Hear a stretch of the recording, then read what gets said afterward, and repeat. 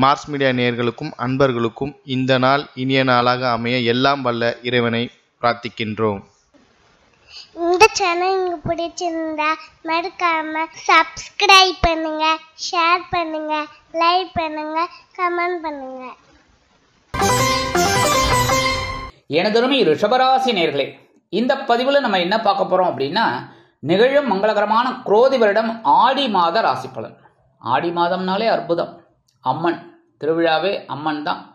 அதனால இந்த ஆடி மாசத்துல எந்தெந்த கிரகங்கள் உங்களுக்கு அற்புதமான வேலைகளை செய்ய போறது, எந்தெந்த கிரகங்கள் மூலமா நீங்க கவனமா இருக்கணும், பரிகாரமா என்ன பண்ணினா ரொம்ப விசேஷம் அப்படிங்கிறத பத்திலாம் நம்ம இப்ப தெளிவா பார்க்க போறோம். இந்த ரிஷபராசி அன்பர்கள் எப்படிப்பட்டவர்கள் அப்படின்னா, கொடுத்து கொடுத்து சிவந்த கரங்களுக்கு உடையவர்கள். அதாவது இவங்களை சாதாரணமா ஈஸியா ஏமாத்திடலாம். ஏன்னா ரொம்ப நல்லவங்க, எப்பவுமே ரொம்ப நல்லவங்களை ஈஸியா ஏமாத்திடலாம். ஏன்னா அவங்களுக்கு இரக்க குணம் அதிகம். அதனாலே யாராவது ஒருத்தர் ரொம்ப பசிக்குதுங்க அப்படின்னாலே, அட பாவமே அப்படின்ட்டு ஒரு 50 ரூபாய் எடுத்து கொடுக்குறவங்க. ஆனா அந்த 50 ரூபாய் எடுத்துட்டு அவர் என்ன பண்ண போறாருன்னு அவருக்கு தெரியாது. ஆனா அவரு எதை வேணாலும் பண்ணலாம். ஆனா இவங்க அதை பத்தியெல்லாம் கவலைப்பட மாட்டாங்க. அந்த சாப்பாட்டுக்கு நம்ம கொடுத்துட்டோம் அப்படிங்கிற ஒரு நல்ல தயால குணம் கொண்டவர்கள். அதனால இவங்க கொஞ்சம் உஷாரா இருந்தா நல்லது. மற்றபடி இந்த மாசத்துல பாத்தீங்கன்னா, ஜென்மராசியில 8, 11 குடை அதிபதி குரு பகவான், 7, 12 குடை அதிபதி செவ்வாய் பகவான், 2 பேரும் சேர்ந்துட்டு உங்களுக்கு குருமங்கள யோகத்தை கொடுக்குறாங்க. ஜென்மராசியில குரு இருக்கிறது குழப்பத்தை கொடுப்பார், இல்லைன்னு சொல்ல முடியாது. சரியா? ஏன்னா அவர் தான் உங்களுக்கு அஷ்டமாதிபதி, அதே சமயம் லாபாதிபதி. லாபாதிபதி ஜென்மராசியில இருக்கார். உங்களோட ராசிநாதன் சுக்கிர பகவான், அவருக்கு பகை கிரகம் குரு பகவான். அந்த குரு உங்க ஜென்மராசியில உட்கார்ந்துட்டு இருக்கார். அப்படிங்கும்போது நீங்க எல்லா விஷயத்திலையும் கொஞ்சம் அக்கறை எடுத்துக்கணும், கவனம் எடுத்துக்கணும். ஆனாலும் இந்த 7, 12 குடைய அதிபதி செவ்வாய் பகவான், அதாவது களத்திராதிபதி விரையாதிபதி செவ்வாய் பகவான், அவரும் இந்த ஜென்மராசியில இருக்கிறதுனால கொஞ்சம் முன்கோபம் அதிகமாகும். அதெல்லாம் கொஞ்சம் அவாய்ட் பண்றது நல்லது. சாதாரண ரிஷபராசி என்பவர்களுக்கு கோபம் வராது, வந்தா தாங்காது. அதாவது சாது மிரண்டால் காடு கொள்ளாது, அந்த மாதிரி. அதனாலேயே இவங்க சாதாரணமாகவே அப்படியே பேசாமல் போயிடுவாங்க. என்ன பிரச்சனை வந்தாலும் அலுவலகத்தில் சரி, தொழில் வியாபாரத்தில் சரி, குடும்பத்தில் சரி, அக்கம் பக்கத்தில் சரி, நண்பர்கள் விஷயத்தில் சரி, எல்லா விஷயத்துலையுமே. ஆனால் கோபம் வந்துருச்சுன்னு வச்சுக்கோங்க, அந்த பக்கமே திரும்பி பார்க்க மாட்டாங்க. அந்த அளவுக்கு வீராப்பு. அந்த வகையில் இந்த செவ்வாய் பகவான் ஜென்மராசியில் இருக்கிறதுனால சில நேரங்களில் கொஞ்சம் குழப்பம் வரும், கோபம் வரும். அதெல்லாம் கொஞ்சம் அவாய்ட் பண்ணுறது நல்லது. இதே சமயம் வாழ்க்கை துணையோட உடல் ஆரோக்கியத்தில் கொஞ்சம் கவனம் எடுத்துக்கோங்க. இருந்தாலும் குருமங்கள யோகம் இருக்கிறதுனால ஓரளவுக்கு சமாளிப்பீங்க.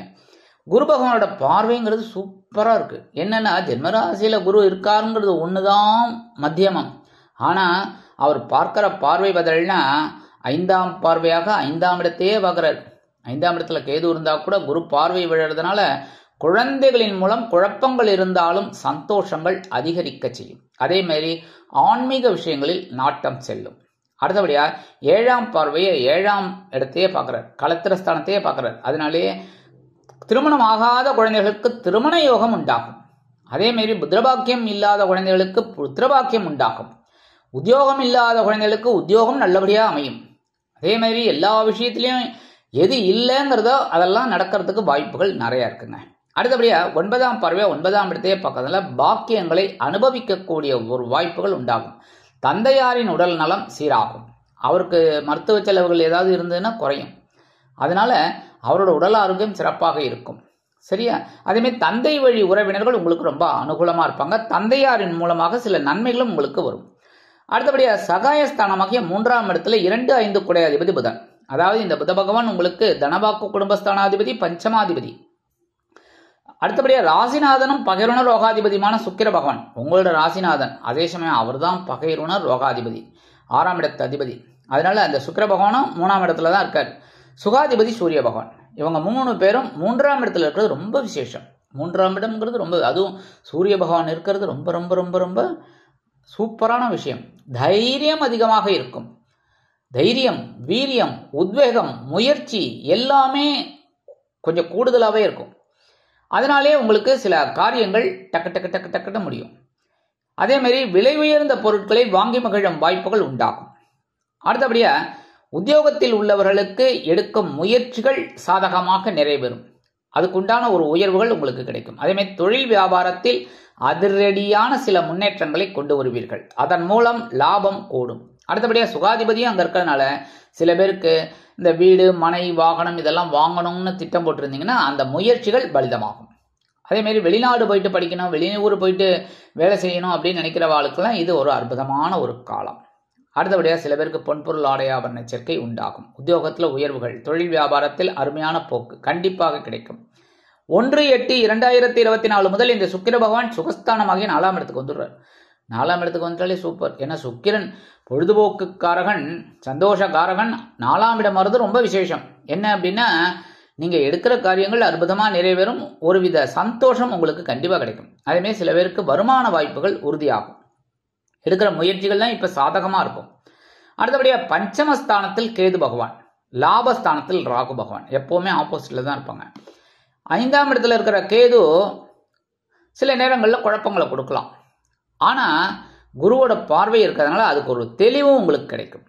அதாவது கேதுவை குரு பார்க்கிறார், அதனாலே சில நன்மைகளும் உண்டாகும். எடுக்கிற காரியங்கள் உங்களுக்கு ஓரளவுக்கு சிறப்பா இருக்கும். அடுத்தபடியா ஆன்மீக விஷயங்களில் நாட்டம் செல்வதால் ஆன்மீக பயணங்களை ஏற்படுத்திக் கொள்வீர்கள்.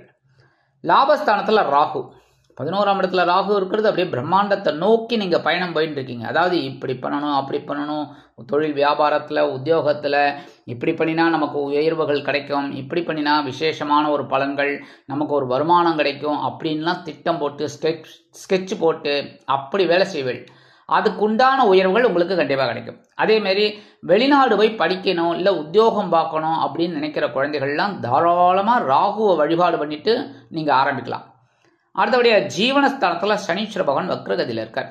10ஆம் இடத்துல வக்ரகதியில சனீஸ்வர பகவான் இருக்கிறதுனால சில நேரங்கள்ல பாத்தீங்கன்னா மனசுல அலைப்பாயும். என்னன்னா வேலை பலு, சில நேரங்கள்ல உடல்ல ஒரு சோர்வு, அசதி இந்த மாதிரிலாம் வரும்.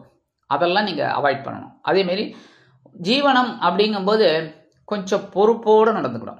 வேலை பலு அதிகமா இருக்கிறதுனால கவனமா ஒன்று ஒன்றா செஞ்சீங்கன்னா ரொம்ப விசேஷம். உத்தியோகத்துல சரி, தொழில் வியாபாரத்திலையும் சரி. அதே மாதிரி குடும்பத்துல சில நேரங்களில் சில குழப்பங்கள் இருந்தாலும் குடும்பம் அருமையாக செயல்படும்.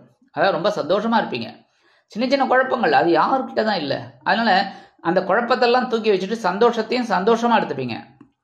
அடுத்தபடியா இந்த சனீஸ்வர பகவான் 10ஆம் இடத்துல வக்ரகதியில இருக்கிறதுனால சில நேரங்கள்ல பொறுப்புகள் உங்களை தேடி வரும்.